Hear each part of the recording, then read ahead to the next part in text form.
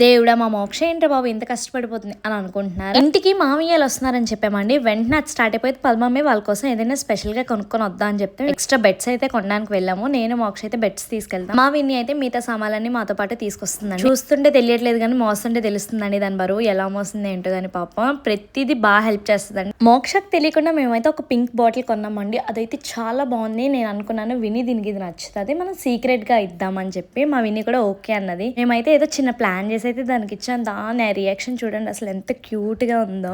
తెలిసిందే కదండి పిల్లలు చిన్న చిన్న వాటికి చాలా ఎక్సైట్ అవుతారు. సో ఇలాంటి మూమెంట్స్ లైఫ్ లో చాలా ఇంపార్టెంట్ అనమాట. మా అక్క వాళ్ళు అస్సలు మిస్ కారు. మేము ఇలా షాపింగ్ చేసుకుని వచ్చే లోపల మా బావగారు అయితే రసమై తెచ్చారు. సో బాగా ఎంజాయ్ చేస్తూ అది కూడా బాగా తిన్నాము. తినే లోపు అయితే మా గెస్ట్స్ అయితే మా ఇంటికి వచ్చేసారనమాట. అంటే మా అన్నయ్యాలండి. మా విని అయితే వాళ్ళని వెల్కమ్ చేస్తుంది. వాళ్ళు అంటున్నారు ఇంత లాంగ్ ఏంటి విని, అసలు 7 hours పట్టింది మాకు అని చెప్పి మేము ముందే చెప్పాము. వాళ్ళు అసలు గెస్ట్ చేయలేదంటే ఇంత లాంగ్ అని చెప్పి. ఫ్యామిలీ అందరూ ఇలా కలిస్తే చాలా బాగుంటది కదండి. మాకు కూడా చాలా ఇష్టం అనమాట. మా అన్నయ్యలు వచ్చి మంచి కలనే తెచ్చారు మా ఇంటికి అయితే. మా మోక్ష అయితే ఇంకా ఎక్సైట్మెంట్ గా ఉంది. ఆ నైట్ అంతా ఫుల్ గా ముచ్చట్లన్నీ పెట్టుకొని లేట్ నైట్ అయిందని పడుకునేటప్పటికి తెలిసిందే కదా ఇప్పుడు 12 దాటేస్తుంది అనమాట.